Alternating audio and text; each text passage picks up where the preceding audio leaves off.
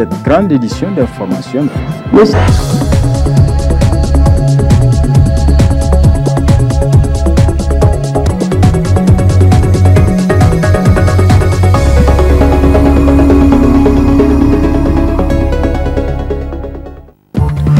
Le président de la République a ouvert ce matin à la présidence de la République la 4e réunion du comité de haut niveau sur la sécurité alimentaire dans l'espace UEMOA. La sécurité alimentaire dans cet espace est le point de mire de la rencontre. Le Niger, à l'instar du monde entier, commémore aujourd'hui la journée internationale de la Croix-Rouge et du Croissant-Rouge. Les détails dans ce journal. Mesdames et messieurs, bonsoir et bienvenue dans cette édition d'information. Le président de la République a ouvert ce matin à la présidence de la République la 4e réunion du comité de haut niveau sur la sécurité alimentaire dans l'espace UEMOA. Objectif, examiner la situation alimentaire dans l'espace UEMOA, réfléchir et proposer des solutions en vue de promouvoir la sécurité alimentaire dans les États membres de l'espace UEMOA. Compte rendu, Mariama Soumana. La sécurité alimentaire est un défi majeur que tente depuis toujours de relever l'ensemble des autorités des pays membres de l'espace UEMOA. Ceci s'est notamment traduit par la mise en place d'un comité de haut niveau sur la sécurité alimentaire et dont l'objectif ultime est d'endiguer à jamais l'insécurité alimentaire dans l'espace UEMOA. Et cette 4e réunion de haut niveau sur la sécurité alimentaire regroupant autour d'une table les ministres chargés de l'agriculture, de l'élevage, de la pêche des pays membres de l'Union, ainsi que les organes et institutions internationaux œuvrant pour la sécurité alimentaire, a pour but d'examiner la situation alimentaire et nutritionnelle de l'espace UEMOA, mais aussi et surtout de réfléchir et de proposer des solutions idoines en vue de promouvoir la sécurité alimentaire dans les États membres. Dans la zone UEMOA, la production céréalière a été évaluée à 21 842 415 tonnes contre 23 743 014 en 2012-2013, soit une baisse de 8% par rapport à la dernière campagne, mais une hausse de 5% par rapport à la moyenne des 5 dernières années. Il ressort des résultats définitifs de la campagne 2013-2014 que 3 981 722 personnes sont en situation de crise alimentaire et nutritionnelle. Assurant la présidence du dit comité depuis 3 ans, et cela après avoir été désigné par ses pairs pour son engagement sans faille dans le domaine, le président Issifou Mahamadou s'est fortement réjoui des avancées significatives enregistrées par le comité depuis son installation il y a de cela 3 ans. Je vous invite en particulier à explorer toutes les pistes permettant de vaincre définitivement l'insécurité alimentaire dans notre espace économique. À cet effet, la 4e réunion à laquelle je vous ai convié doit nous permettre de poser de nouveaux jalons dans l'amélioration de la maîtrise de l'eau, l'accroissement de la productivité agricole à travers la qualité des semences, des engrais, des sols, des techniques culturelles, le renforcement de la qualité du stockage des produits, le suivi des statistiques agricoles et l'information des marchés agricoles, le renforcement des capacités des acteurs en vue d'améliorer leur résilience et la création de plateformes multifonctionnelles sous forme de centres, sièges ou maisons d'agriculteurs. Les travaux de cette 4e réunion de haut niveau sur la sécurité alimentaire ont été sanctionnés par des recommandations formulées par les participants. À l'endroit des États membres de l'UEMOA, accélérer le rythme de mise en œuvre des engagements de Maputo relatifs à l'allocation d'au moins 10% des budgets nationaux à l'agriculture. mettre en œuvre la déclaration de l'Union africaine sur l'agriculture familiale, renforcer la coordination intersectorielle pour une meilleure synergie des interventions en matière de sécurité alimentaire et nutritionnelle,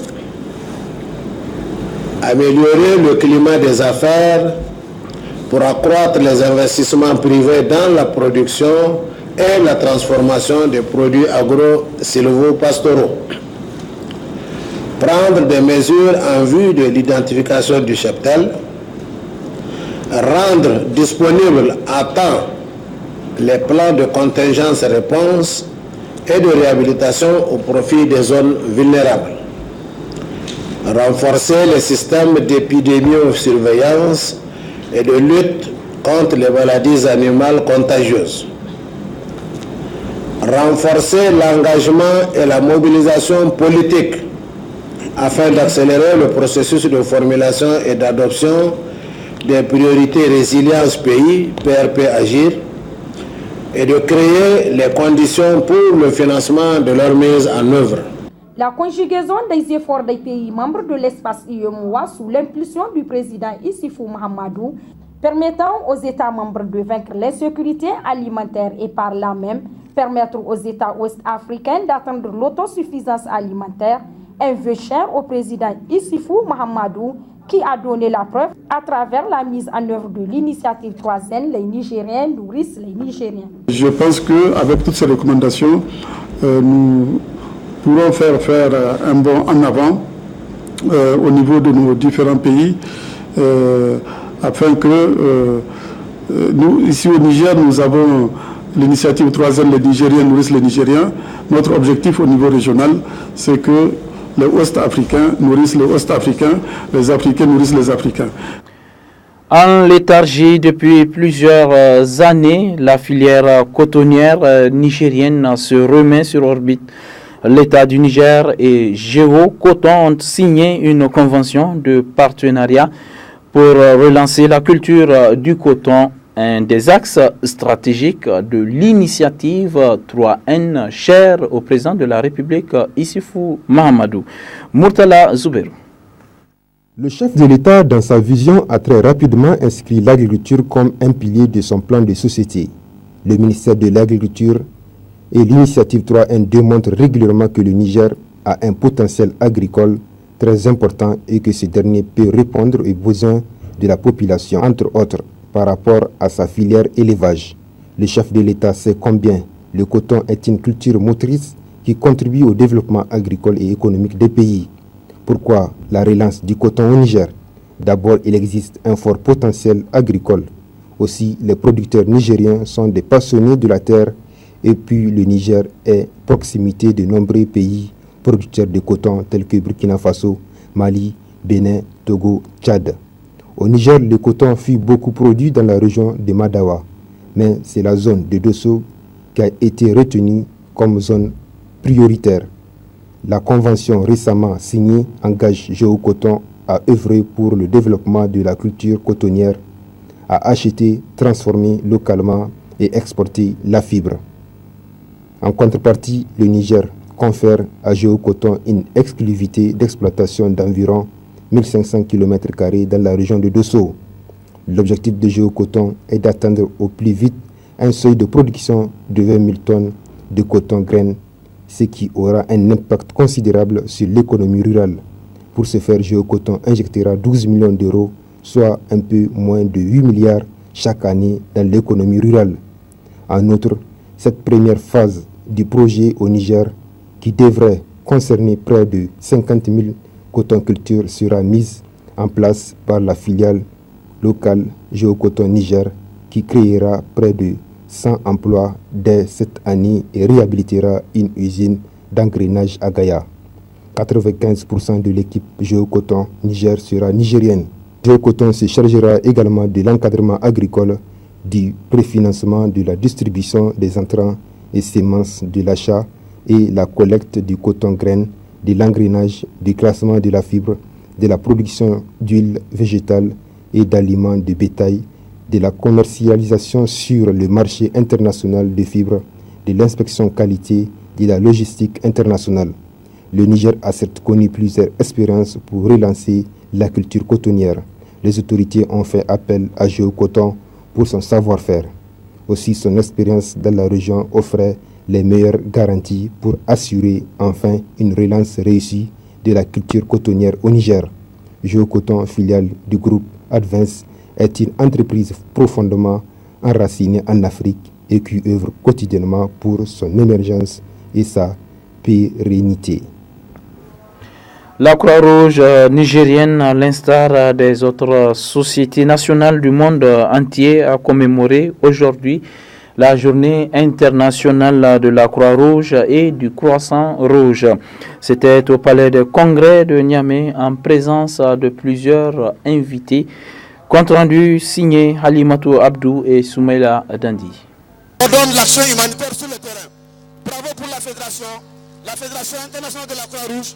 Défilés, chants, sketchs et poèmes étaient au menu de cette cérémonie consacrant la commémoration de la Journée mondiale de la Croix-Rouge et du Croissant Rouge, placée cette année sous le thème « Mon histoire Croix-Rouge », un thème à travers lequel la Croix-Rouge entend mettre en exergue l'histoire des millions de personnes ayant un lien chaque jour avec la Croix-Rouge et le Croissant Rouge sous une forme ou une autre, sans même en avoir conscience. Il s'agira pour nous de songer au nombre de personnes qui ont suivi un cours de premier secours, qui ont entendu parler d'une famille secourue au lendemain d'une catastrophe et qui connaissent quelqu'un qui a fait un don, un soutien à un programme local. Ça veut dire que dans chaque cas, c'était la Croix-Rouge et la Croissant Rouge qui s'agissaient. En d'autres termes, il s'agira pour nous de profiter de cette journée pour mettre en évidence ces liens individuels, mais aussi les services humanitaires opportuns et pertinents aux communautés vulnérables dans le monde d'aujourd'hui et celui de demain. Occasion saisie par le président de la Croix-Rouge nigérienne de faire le bilan des activités des 4 années de sa structure. Dans le domaine de la santé, 14 projets et programmes ont été mis en œuvre dans toutes les régions. Dans le domaine de la sécurité alimentaire, 8 projets ont été mis en œuvre au profit de 43 393 ménages. Dans le domaine de la préparation et de la réponse aux catastrophes, plus de 150 000 personnes ont été assistées. Dans le domaine du renforcement des capacités de la Croix-Rouge nigérienne, il a été réalisé la formation de plus de 2000 volontaires et cadres. Le chef de file de la délégation du Comité international de la Croix-Rouge a au passage rappelé les objectifs de l'alliance des deux organisations avant de réaffirmer leur engagement à accompagner la Croix-Rouge nigérienne dans toutes ses actions humanitaires. L'objectif de cette alliance est à court terme de renforcer les capacités de la Croix-Rouge nigérienne en ressources humaines et en logistique, et à plus long terme de lui permettre de se positionner en tant qu'acteur humanitaire majeur au Niger. Nous l'accompagnerons, nous la soutiendrons pour progresser dans cette voie de développement. Au cours de cette cérémonie, des médailles et des diplômes d'honneur ont été décernés à certaines personnalités qui se sont distinguées de l'accompagnement de la Croix-Rouge nigérienne dans ses actions. La première dame Aïssata Issoufou a effectué ce matin une visite au Centre national de transfusion sanguine. Objectif, constater l'impact du feedback de l'appel lancé pour une mobilisation conséquente de dons de sang. Damana Abdoulaye et Idrissa Maman.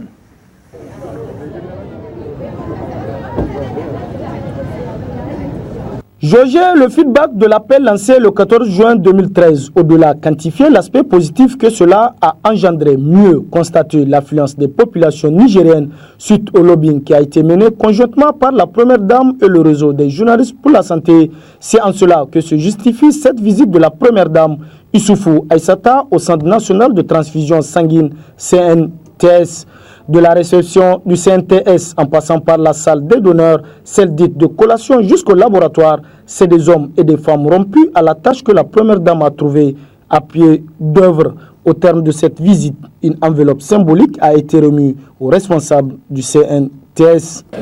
Donc ce geste ira directement aux donneurs, puisque je pense qu'on va l'utiliser pour améliorer la collation des donneurs. Et je profite également pour vous dire une fois de plus merci. Je sais que l'année dernière, vous avez fait un effort immense en parrainant la journée mondiale don du sang. Donc on a fait le déplacement dans les conditions que vous connaissez. Vous avez accepté de faire ce parrainage. Et vraiment dans la semaine qui a suivi, on a vu qu'il y a eu...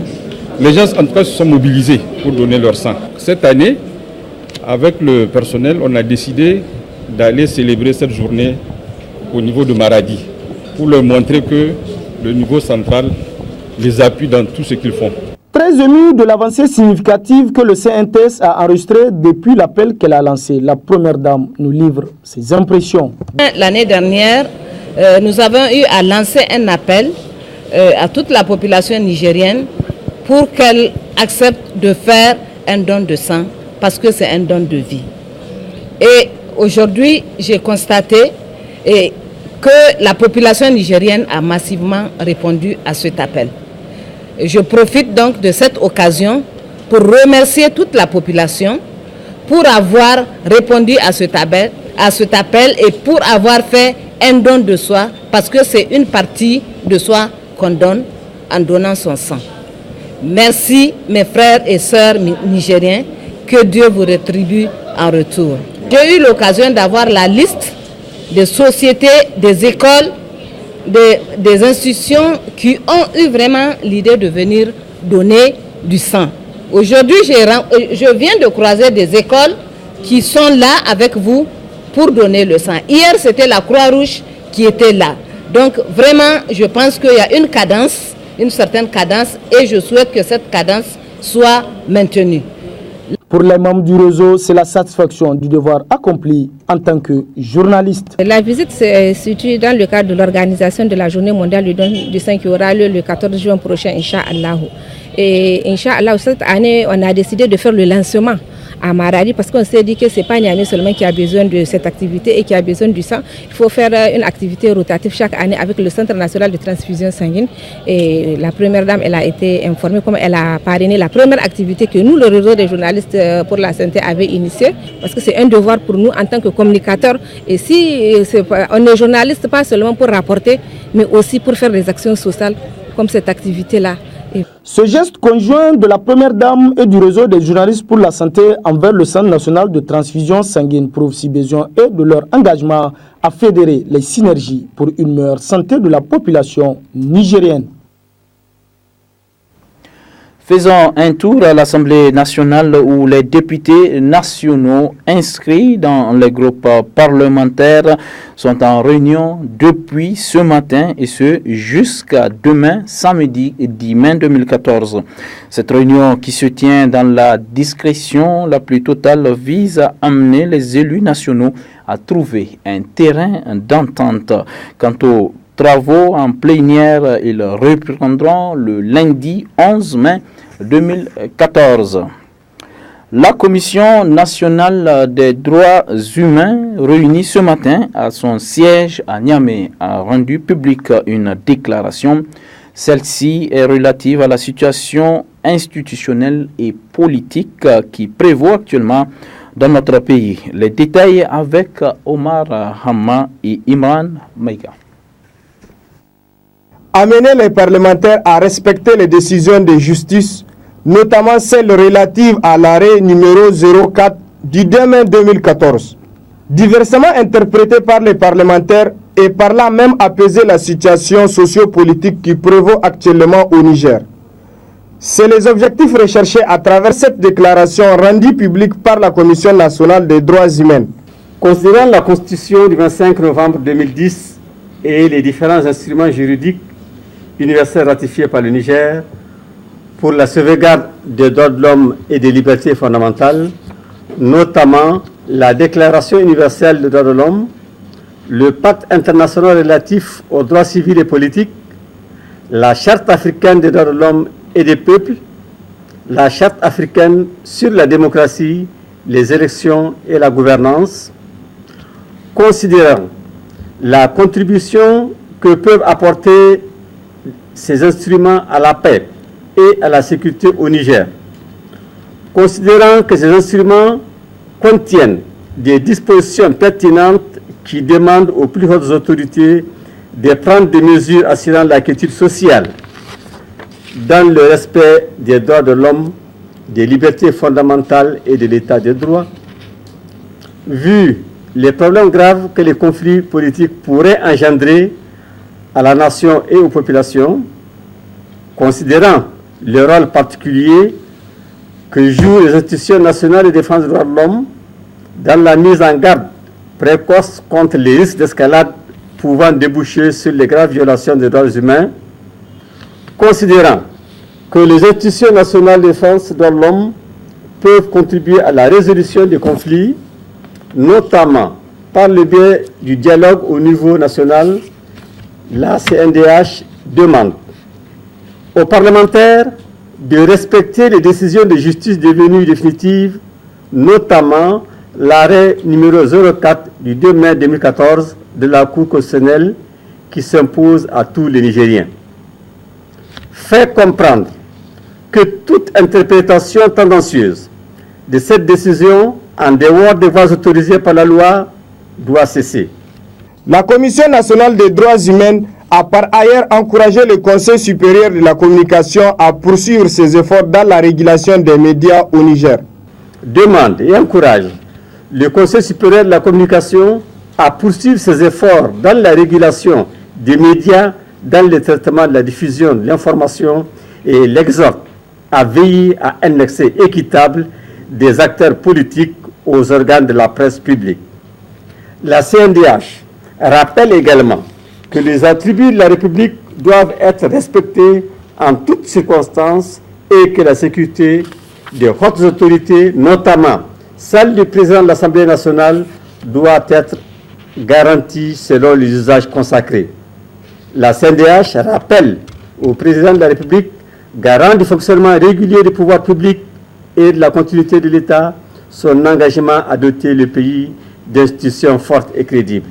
Il est nécessaire que les parlementaires, les membres des institutions de la République et le gouvernement prennent leurs responsabilités face à cette situation qui risque de remettre en cause le respect des droits au Niger. Sur un tout autre plan, cérémonie de réception d'un véhicule ce matin au secrétariat permanent du dispositif national de prévention et de gestion des catastrophes et des crises alimentaires. Offert par le PNUD, le véhicule permettra à cette institution de mener à bien sa mission. Compte rendu, Idi Maman Siraji et Ibrahim Idi. Ces véhicules flambant neufs offerts par le PNUD au dispositif national de prévention et de gestion des catastrophes et crises alimentaires rentrent dans le cadre de la coopération qui existe entre les deux institutions. C'est la représentante résidente adjointe du PNUD au Niger, Madame Martine Terrer, qui a remis officiellement les clés du véhicule au secrétaire permanent du dispositif national de prévention et de gestion des catastrophes et crises alimentaires. C'est un honneur et un plaisir pour moi de vous remettre au nom du PNUD les clés de ce véhicule qui est destiné au renforcement des capacités du secrétariat du dispositif.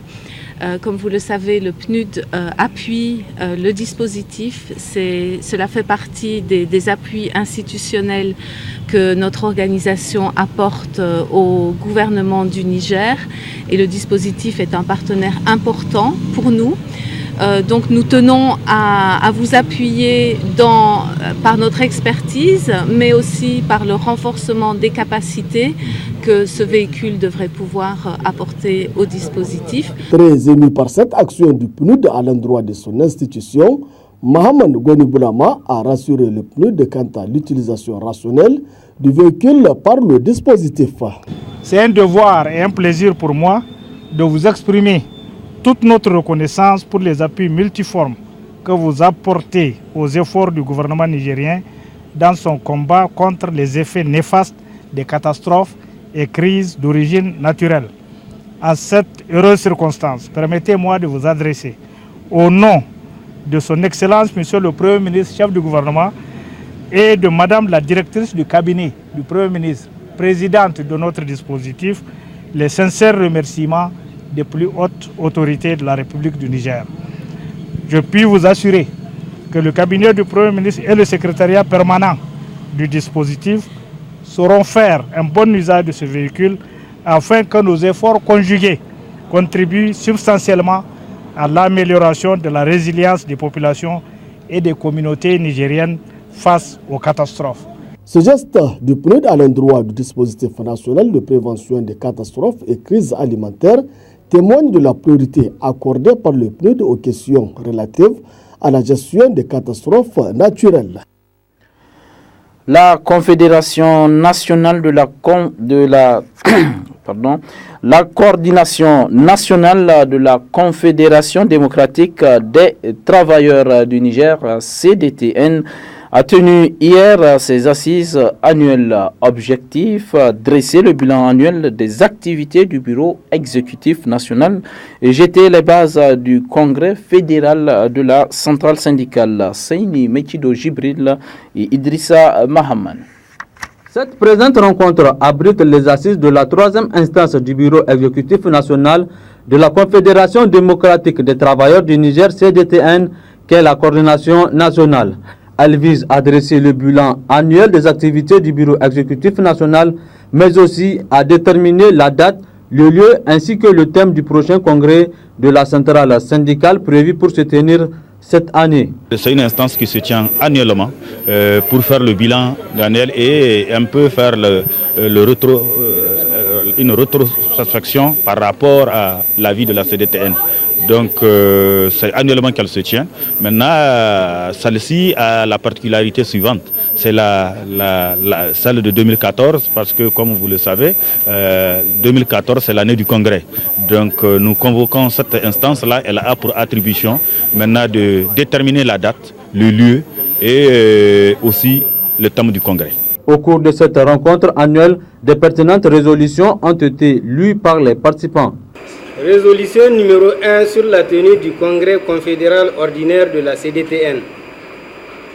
Considérant la tenue du dernier congrès confédéral les 27, 28 et 29 juillet 2010, considérant le premier alinéa de l'article 14 des statuts qui stipule que le congrès confédéral se tient tous les 4 ans, considérant les dispositions du deuxième alinéa de l'article 14 des statuts qui précise que la date, le lieu et le thème du congrès sont arrêtés par la coordination nationale et communiqués au moins 3 mois à l'avance par le VEN aux structures. La coordination nationale au titre de l'année 2014, réunie au siège du syndicat national des agents du Trésor le jeudi 8 mai 2014, décide de la convocation du 3e congrès ordinaire de la CDTN pour les 12, 13, 14 août 2014 à Niamey sous le thème « Élections professionnelles au Niger, enjeux et perspectives ». La coordination. Considérant la convocation du congrès confédéral, considérant l'adoption du budget annuel de la CDTN le 25 décembre 2013, la coordination nationale au titre de l'année 2014, tenue au siège du SNAT le jeudi 8 mai 2014, adopte le budget pour l'organisation du 3e congrès de la CDTN conformément à son inscription dans le budget annuel. La coordination nationale. Après lecture des résolutions, le secrétaire général du bureau exécutif national, Idrissa Jibrila, a clôturé les assises de la coordination tout en assurant les participants de la tenue du prochain congrès à la date retenue par la coordination nationale.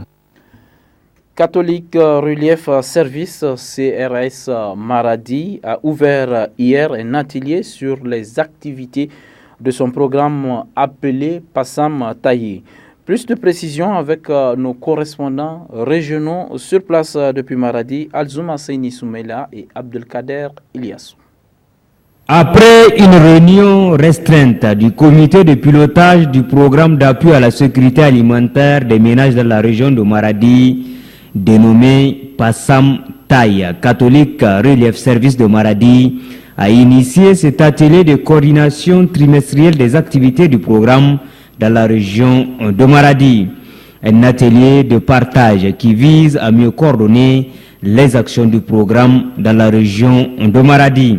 Nous allons comprendre l'expérience des bénéficiaires pour permettre d'améliorer notre travail. Et cette responsabilité aujourd'hui tombe sur vous de parler pour eux. Donc moi-même, j'espère apprendre beaucoup aujourd'hui de ces expériences avec l'objectif universel pour nous tous à améliorer notre projet. Une rencontre de grande importance entre les différents acteurs du programme qui va passer en revue les actions du trimestre passé et programmer celles du trimestre prochain. Cet atelier, c'est un atelier de coordination trimestrielle qui regroupe tous les acteurs qui font l'implémentation directe de nos activités au terrain. Nous avons ici présents les maires des 12 communes là où nous travaillons.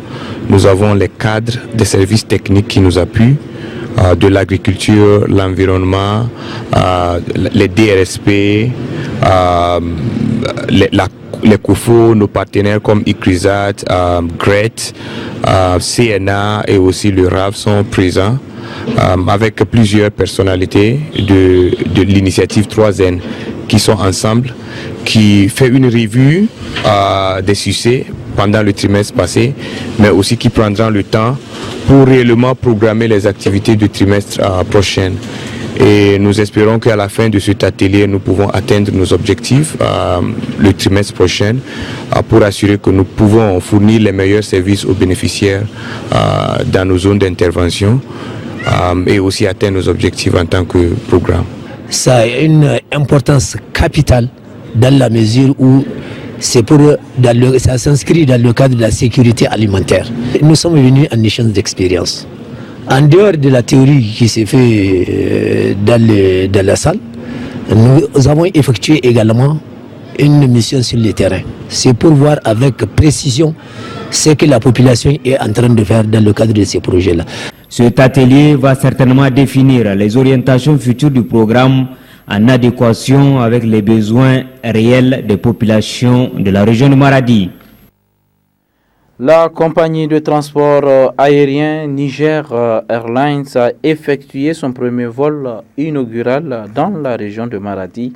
Le résumé avec Alzouma Seni Soumela et Abdelkader Ilyassou. C'est aux environs de 11h50 que le vol inaugural de la compagnie Niger Airlines a amorcé son atterrissage sur le tarmac de l'aérodrome de Maradi. Un vol inaugural qui incarne un enjeu majeur pour le transport aérien nigérien qui a mobilisé les autorités administratives et coutumières de la région de Maradi venus pour soutenir le promoteur qui a eu l'initiative de desservir par voie aérienne plusieurs grandes villes nigériennes. En tant que citoyen, en tant qu'autorité, franchement, c'est une très grande fierté qui m'anime. Fierté parce que, en tant que citoyen nigérien, qu'est-ce qu'on peut vouloir de plus que le bien de ce pays? Au moins, il y a aujourd'hui le drapeau du Niger qui flotte sur le plan commercial et qui désenclave certaines de nos régions. Je vous souhaite longue vie. Merci. Et beaucoup de succès. Merci. Et je souhaite qu'il y ait encore d'autres Nigériens qui puissent vous emboîter les pas. Un vol inaugural effectué avec succès à la grande satisfaction du promoteur qui a une vision et une grande ambition pour le transport aérien nigérien. Le but poursuivi, effectivement, c'est de désenclaver notre pays davantage. Vous savez, il y a eu une cérémonie de lancement des travaux du chemin de fer Parakou, Niamey, Parakou, et jusqu'à Dori, Burkina, Abidjan. Nous aussi, c'est une manière pour nous d'amener notre contribution pour vraiment lancer l'économie dans notre pays. Parce que ça, c'est une compagnie aérienne favorise, simplifie les échanges commerciaux entre les villes du pays. Le Niger est vaste et le Niger mérite d'avoir sa propre compagnie aérienne. Avec la création de cette compagnie, vous allez voir que les choses vont aller vite. Parce qu'une compagnie aérienne, c'est comme ça. Ça simplifie la tâche de la population. Et nous avons pratiqué vraiment des prix abordables, très très très compétitifs. Si vous voyez nos prix, c'est pas un Niamey aller-retour Maradi, aller-retour, c'est 145 000. Avec plus d'une heure de vol, vous voyez, c'est vraiment un Tawa Niamey aller-retour 130 000. Bon, vous voyez, on a pratiqué des prix vraiment très très concurrentiels. Et ça, vraiment, nous mettons tout cela à l'œuvre des plus hautes autorités de ce pays qui nous ont soutenus, qui nous ont aidés. Pour faciliter le transport aux populations de Maradi, Niger Airlines fera la navette à Maradi-Niamey tous les mardis, mercredis, jeudi et vendredi à partir de 8 heures. Point final de cette édition. Merci à vous de l'avoir suivi. Passez d'excellents moments en compagnie des programmes de la télévision Dunia et très bon début de week-end. Au revoir.